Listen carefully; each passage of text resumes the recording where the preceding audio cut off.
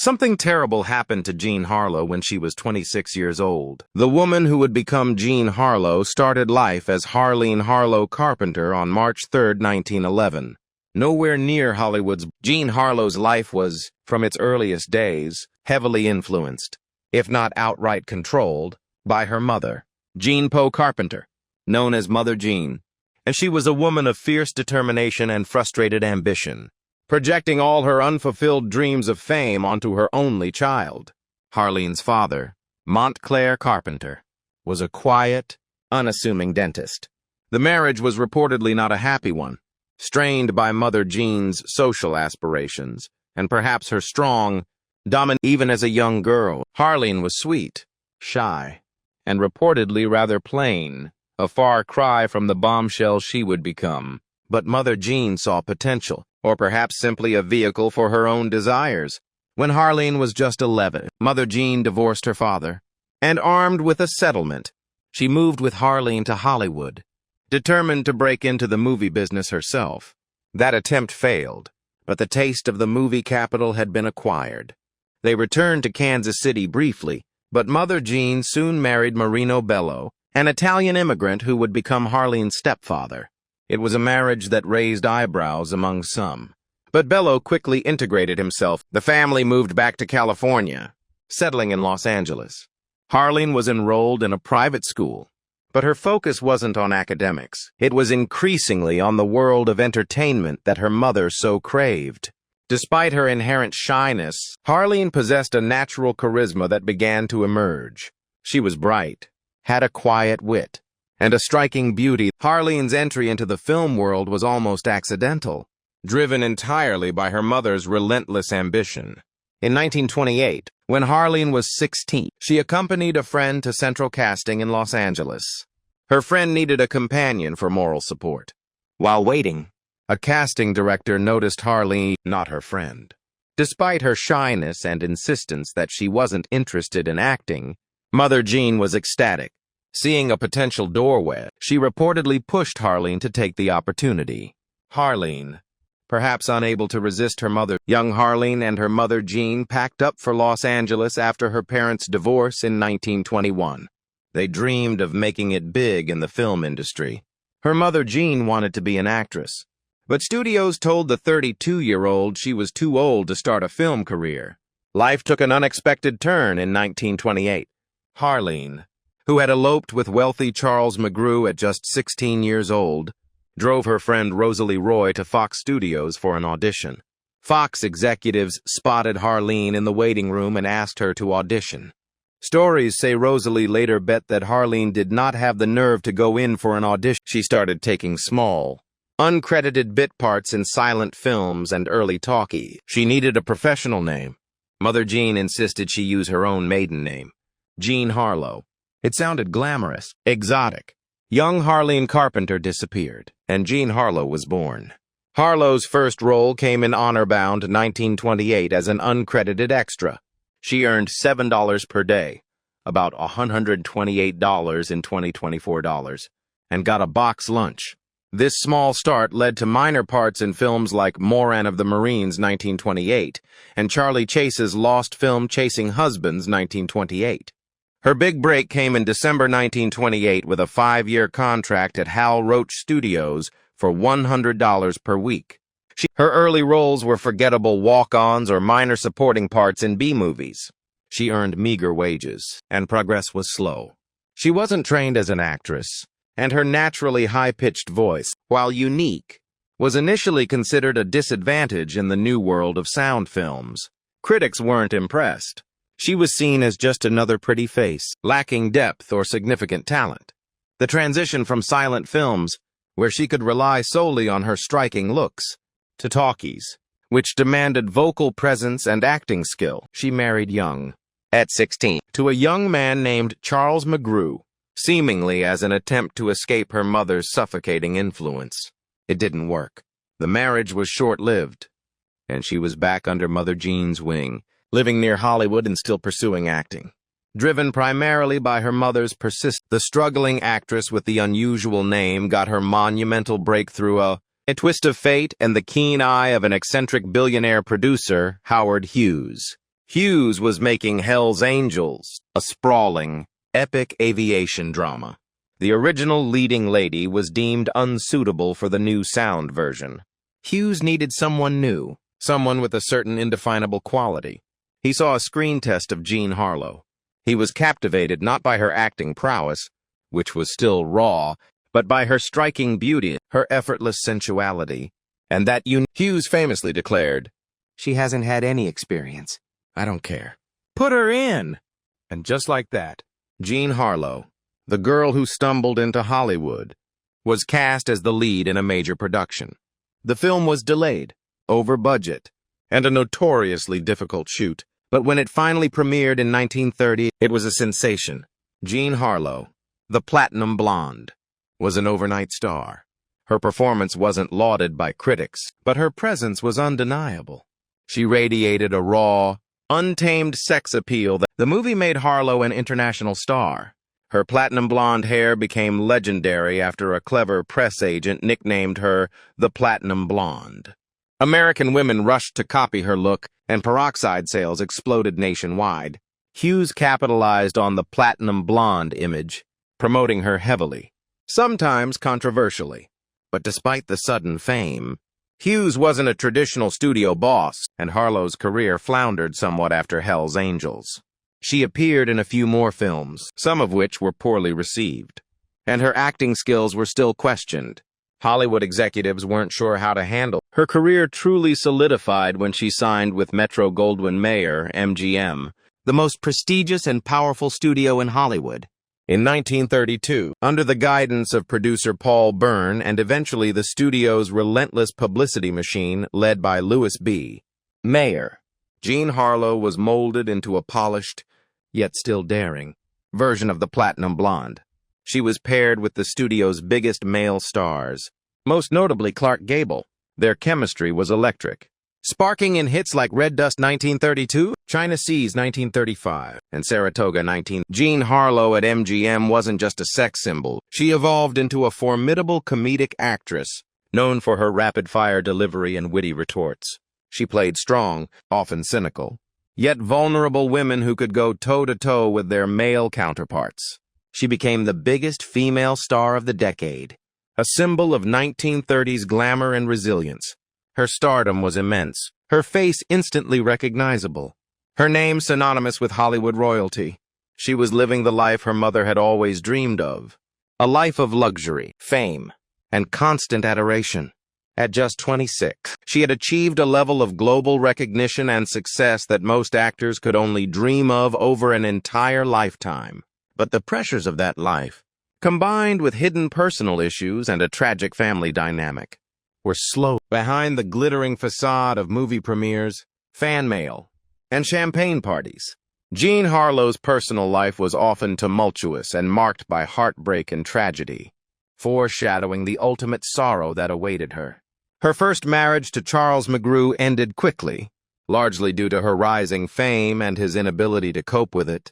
Along with her second marriage was to Paul Byrne, a highly respected MGM producer, significantly older than her. Their whirlwind romance and marriage in 1932 seemed like a fairy tale pairing of beauty and influence. But just 2 months after the wedding, Byrne was found dead in their home from a gunshot wound. The death was officially ruled a suicide, accompanied by a cryptic note. However, the circumstances were suspicious, involving a mysterious woman claiming to be Byrne's common-law wife. The scandal was immense, threatening to derail Harlow's career and tarnish MGM's pristine image. The studio, in damage control mode, quickly moved to contain the situation, reportedly orchestrating a cover-up to ensure no further details emerged that could harm their star or their reputation. This episode exposed the ruthless power of the studio system and how it could manipulate even the most Following the Byrne tragedy, Jean married again, this time to MGM cinematographer Harold Rawson in 1933. This marriage was also brief, and seemed to be one of convenience or perhaps a misguided attempt at normalcy after the scandal. It ended in divorce in 1930. Despite the failed marriages and the public scrutiny, Jean found love and stability with actor William Powell, another major star at MGM. Older, sophisticated, and reportedly treating her with respect and genuine affection. Powell seemed to be the partner who offered her a chance at happiness away from the control of her mother and the studio. They were deeply in love, though they never married.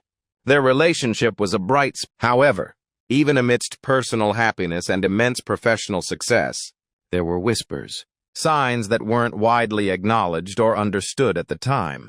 Jean Harlow wasn't always the picture of perfect health she appeared to be on screen.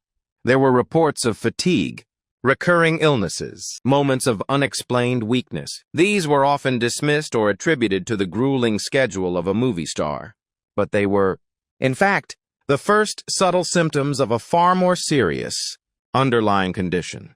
A condition that, tragically, these early warning signs were ignored, overlooked, or intentionally downplayed. Because lurking behind the scenes, intertwined with Jean's life from childhood, was a force far more insidious than Hollywood's pressures or personal heartbreaks. It was a deeply held belief system, a fatal adherence to doctrine, and a shocking level of control exerted by the person closest to her, her mother, Jean Carpenter. This, coupled with the studio's vested interest in keeping their biggest star working, set the stage for the ultimate heartbreaking catastrophe. Jean Harlow's. The events leading up to Jean Harlow's death on June 7, 1937, form the tragic core of her story, a period shrouded in a dark secret that Hollywood and those closest to her initially sought to conceal. At the time of her death, Jean was starring in Saratoga, her sixth film opposite Clark Gable. The production was in full swing, the studio machine humming along, maximizing the output of their biggest stars. But on the set, away from the glamorous premieres and publicity stills, Jean had not been feeling well for weeks, perhaps even months, leading up to that fateful June. She had been experiencing a constellation of symptoms that, in hindsight, screamed for urgent medical attention. Reports from colleagues and biographers describe her complaining of fatigue, constant nausea, and dull aches. She was losing weight. Though given Hollywood's obsession with thinness, this might not have raised immediate alarm bells among some. More disturbingly, she was also experiencing severe abdominal pain and swelling. Her skin took on a sallow, grayish tone, and she was retaining fluids, particularly noticeable in her hands and face, making her appear puffy. On set, she would visibly tire quickly, sometimes appearing listless or unwell. There were instances where she vomited between takes. Clark Gable, her devoted co-star and friend, noticed her decline and became increasingly concerned. He reportedly urged her to see a doctor, expressing his worries about her health. Others on the set also saw that something was seriously wrong. This wasn't just a star being dramatic or tired. This was a young woman, clearly, but here lies the devastating secret. The tragic core of why these obvious symptoms went unchecked until it was too late. Jean Harlow's mother, Jean Carpenter, was a devout and unwavering follower of Christian Science. Christian Science is a religion that teaches that sickness is an illusion of the mind rather than a physical reality, and that disease can be healed through prayer and spiritual understanding alone, without recourse to conventional medical treatment. To adherents seeking help from doctors, Mother Jean's belief in Christian Science was absolute and extended fully to her daughter. Despite Jean's increasingly alarming physical symptoms, Mother Jean reportedly refused to allow her to be seen by a medical doctor.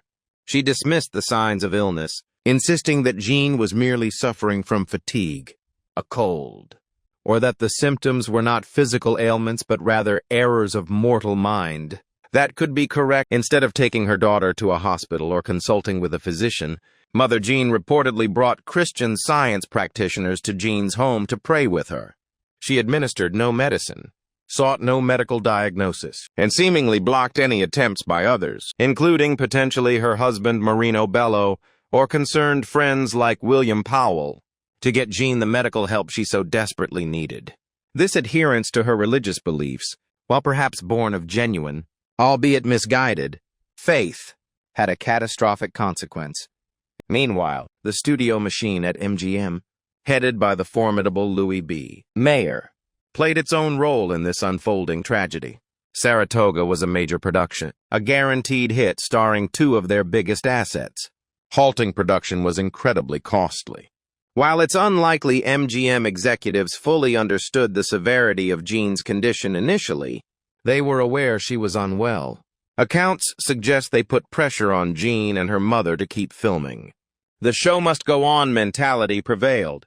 They were likely aware of Mother Jean's religious beliefs and her reluctance to seek medical help, and rather than intervening forcefully to protect their star's health, they seemingly cooperated with the delay, prioritizing the completion of the film over the welfare of their actress. It's plausible that Mayer and other executives, aware of the potential for scandal if their star's health issues became public, preferred to keep the situation contained and out of the news, inadvertently enabling Mother Jean's dangerous course of action. As weeks passed, Jean's condition worsened dramatically. The swelling became pronounced. Her skin became darker and clearly unhealthy. On June 1, 1937, while filming a scene for Saratoga, she collapsed on set and had to be taken home. Even then, Mother Jean reportedly resisted calls for a doctor. She continued to rely on prayer, seemingly blind to the severity of her daughter. Finally, as Jean slipped further into a coma-like state, others around her, perhaps William Powell or studio representatives, managed to override Mother Jean's resistance. On June 6th, she was finally taken to Good Samaritan Hospital in Los Angeles, but it was far. The doctors who examined Jean Harlow were horrified. They immediately diagnosed her condition as acute kidney failure, which had led to uremic poisoning. This meant her kidneys had essentially shut down, and toxic waste products that they would normally filter were building up in her bloodstream, poisoning her entire system. Uremic poisoning at that stage was almost certainly fatal, especially in the 1930s, when medical technology for treating kidney failure was still primitive compared to today. Doctors in that era understood kidney function and the dangers of its failure, and early intervention could sometimes manage or mitigate the condition. But the doctors made desperate, last-ditch efforts to save her, but there was little they could do. Her body was shutting down. William Powell remained constantly by her side. Other family members arrived. Last rites were administered, just over 24 hours after being admitted to the hospital. On June 7, 1937, Jean Harlow died. The public reaction was one of profound shock and disbelief. How could someone so young, so vibrant, die so suddenly? The studio released carefully worded statements confirming her death from uremic poisoning, but they glossed over the preceding weeks of illness. They certainly didn't mention the Christian Science beliefs of her mother or the fatal delay in seeking medical help. They emphasized the suddenness of her passing, perpetuating the myth that she was fine one day and gone the next. This was the secret, not just the cause of death itself, but the fact that it was likely preventable, caused by a mother's tragic refusal to seek medical aid due to religious doctrine and potentially exacerbated by a studio's indifference or complicity in keeping their star working. Hollywood hid. The death of Jean Harlow was a devastating blow to Hollywood. Production on Saratoga was halted. Initially, there was talk of abandoning the film, but given the cost and the amount already shot, MGM decided to complete it. They used body doubles filmed from behind, voice actors to dub lines, and rewrote scenes, transforming a comedy into something tinged with tragedy. When it was released, it was a massive hit, driven by the public's desire to see their beloved star one last time. But watching it, knowing the circumstances of her death, knowing she was performing some scenes while already Jean Harlow's short life and sudden, tragic death remain one of Hollywood's most poignant cautionary tales. She was a dazzling star, a symbol of her era, who achieved unimaginable fame at a remarkably young age. Yet, beneath the glamour and the iconic platinum blonde image, her life was marked by controlling influences, personal struggles, and ultimately, a fatal illness whose severity. The secret Hollywood hid wasn't just that Jean Harlow died young, but why a seemingly curable condition became terminal. It was the story of a mother's unwavering, religiously motivated denial of medical reality, and a studio's potential complicity in prioritizing production over a star's health. It revealed the vulnerability of even the biggest star. Jean Harlow's legacy as a screen legend endures. Her films still watched and admired. But her story is also a somber reminder of the hidden human cost behind the magic of the movies. A tale of a bright light extinguished too soon by a tragic secret buried beneath the glittering facade.